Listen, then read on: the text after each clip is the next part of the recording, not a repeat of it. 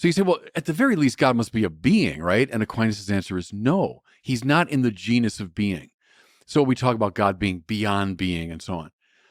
To say in God, essence and existence coincide is to say God's very nature is to be. And that can't be true of any contingent thing in the world.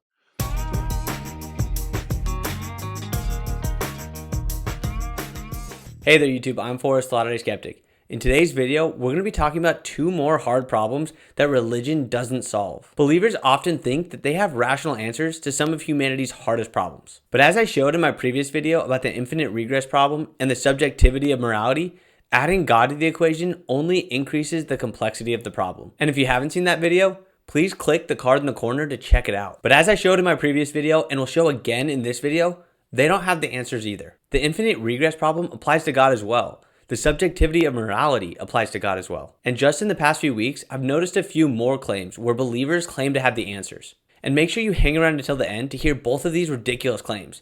And also, please like and subscribe if you enjoy the content I'm putting out. To start it off, have you ever heard this argument? The atheist has limited options available. So the atheist has his foundations. He believes that he's come from, and I borrowed this from Dr. Sarfati, fish to philosopher, from the goo to you, right? I absolutely love that he says that. So I took that from him. You're welcome. That's his view of origins. And so now they have to create a complex ethical system as a bag of biological stuff. And so they have very limited options. So what they're limited to is they can ultimately say, well, I feel like that's wrong. And so here's their ethical system. It's preference. So your preference is you feel like you shouldn't murder another human being or you shouldn't steal from this person. So your preference is, I don't like to do that. But here's the thing. You're not in charge of the guy who does like to kill people, who does like to rape, who does like to steal. You're not an authority in his life. Your preference has no power and authority in his life. So you can't create an ethical system off of mere preferences. People have different preferences. That's why we have jails. Because there are lots of people who prefer certain activities and behaviors over others, and we know where we put those people. If God does not exist, then all that is left is power and preference. And so my thing is here's my challenge to atheists. Take your atheism seriously. Go tell me why Nietzsche was wrong. Tell me why life is not ultimately just about the will to power. Why Michel Foucault is not wrong. Why is Michel Foucault wrong when he basically says everything in the world is just about power dynamics and groups, and the only thing that ultimately matters is power? People are a means to an end to acquire what you want, because at the end of the day, you are the center of the universe. The more I've interacted with this argument, the more I've come to realize that the fear of power and preference is overblown. So if you are indeed an individualist humanist who thinks that my own individual well-being is the ultimate thing in life and the thing of most importance, well, what happens when you have someone who's the king who says, well, I will stomp all over your preferences to get what I want. And so there is no moral system there are no rights here. There are just people who say, I prefer this, you prefer that. In the system... You just described the real world. Because you keep bringing up these examples. What are you going to do when you say, King, you can't take away my rights? And he says, yes, I can. I have the power. I'm like, I'm going to do exactly what I'll do in real life. The world of power and preference is exactly the world that we live in. But what if God does exist? Will this release us from the captivity of power and preference? Let's check this out a little bit more. From the Mormon perspective, it was Satan's plan in the pre-existence to force us to be good on earth. But it was Jesus' plan that actually gave us agency. Agency to choose to follow Jesus and follow the commands of God. So do we have to go to heaven? Do we have to follow God's commands? According to Mormon doctrine, no, we don't. We have a choice. And with that choice inherently comes a preference. But I can hear someone saying, Forrest, sure, heaven's a preference, but it's so great that we all prefer it. That may be so, but it doesn't mean that it's not a preference. And if it's a preference, then it's arbitrary. No, your preferences are arbitrary. Your preferences are based on your constitution and the culture you grow up in and all of those different things. But don't worry. Just like our atheistic arbitrary preferences, they're guided by reality and humanity's universal wants. Whatever fear you have about people's arbitrary preference on earth can be applied to people's arbitrary preference to go to heaven. Conversely, the reasons that I argue that atheistic preference isn't that big of a deal are likely to be the same reasons that a believer will give to why we should all prefer heaven. For example, since we're all human beings, we have the common desire to avoid suffering and want well-being. This will drive us to prefer heaven, but it'll also drive us to prefer to not hurt little kids, to not steal from our neighbors, and to protect the innocent. Preference is not as big of a problem when we all have a common starting point. This is significant because it exposes that religion is in the same boat as the rest of us.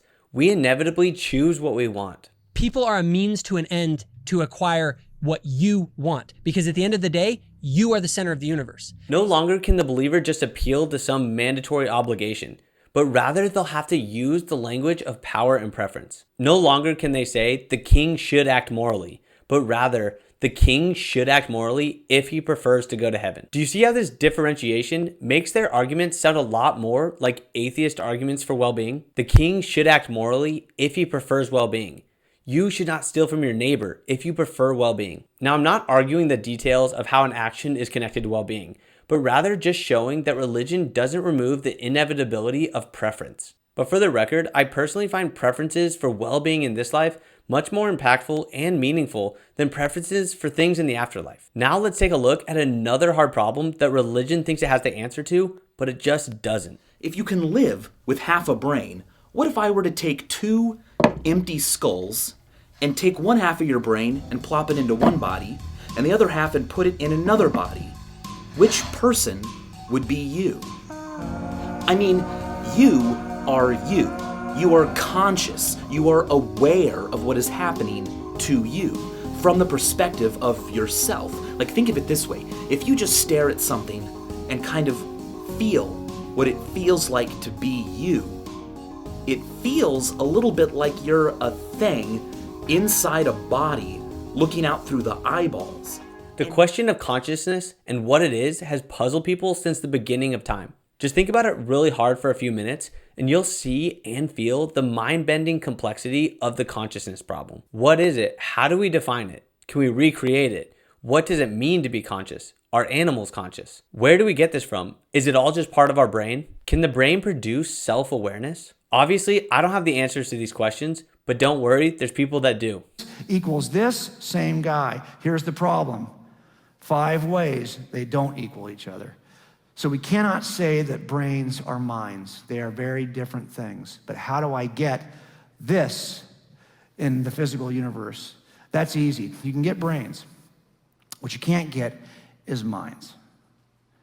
The fact you can think about this at all demonstrates you have something that the atheism can't even give you. You've actually got a mind.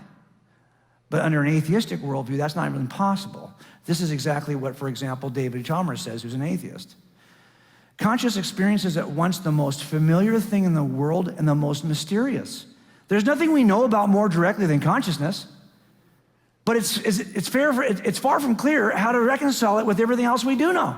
Why does it exist? What does it do? How could it possibly arise from lumpy gray matter? That's the problem. Now, if in fact you do have minds because you're the product of a mind outside the room, that would start to explain things. Unless, of course, there is a mind that consciously creates in its image. Then you can understand why you have a mind.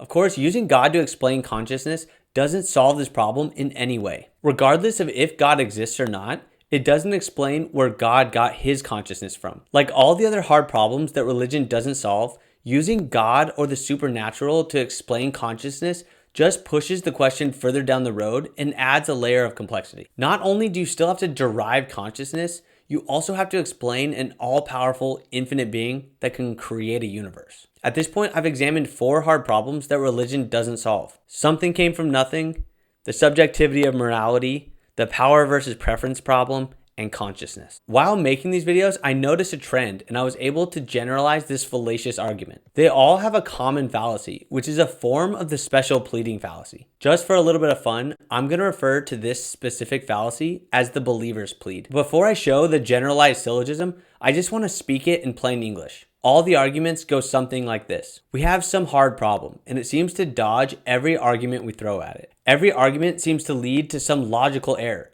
and we can't have logical errors in arguments, so therefore the argument doesn't work. Except for God, of course. He is the exception. Who is God?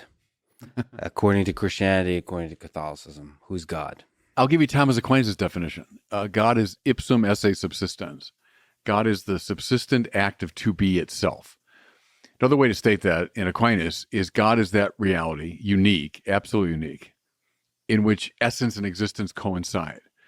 To be God is to be to be. There's nothing in the world that would correspond to those descriptions. So anything in the world would be a being of some type or an event of some type, some particular mode of existence. And God is not an entity. When Aquinas says that God is not in any genus, even the genus of being, it's one of the strangest remarks in the whole tradition, but it's really interesting. So you say, well, at the very least, God must be a being, right? And Aquinas' answer is no, he's not in the genus of being. So we talk about God being beyond being and so on. He can be illogical. He can be beyond space and time. He can be infinite. He doesn't require an explanation. He's all powerful. He can be both perfectly just and perfectly merciful. So therefore, this God can solve our hard problems. I'm sure you can see the believer's plead in that argument. But just to be clear, here it is written as a syllogism. Premise 1, we have a hard problem.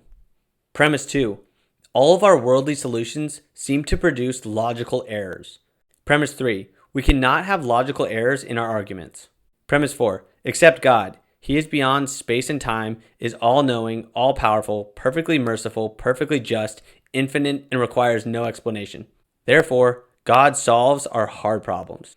You can see the obvious problem with this line of thinking. If we can use illogical arguments, then why is an infinite regress or something coming from nothing a problem? As soon as you start making exceptions for illogical arguments, you open Pandora's box for all sorts of illogical solutions. God has historically been used as the duct tape that people put on their problems when they don't have a real solution. This God of the gaps is becoming increasingly irrelevant as we push human knowledge and understanding. So again, my hat goes off to all the thinkers that really take these hard problems seriously. Many hard problems have been solved since God was the explanation for things like the weather or the orbits of celestial bodies. And this is because of the people that didn't accept God as the answer and continue to push for rational explanations to all of the hard problems, like power and preference and the hard problem of consciousness. That's all I've got. I'm Forrest, the Latter-day Skeptic. Please like and subscribe, and thank you for watching.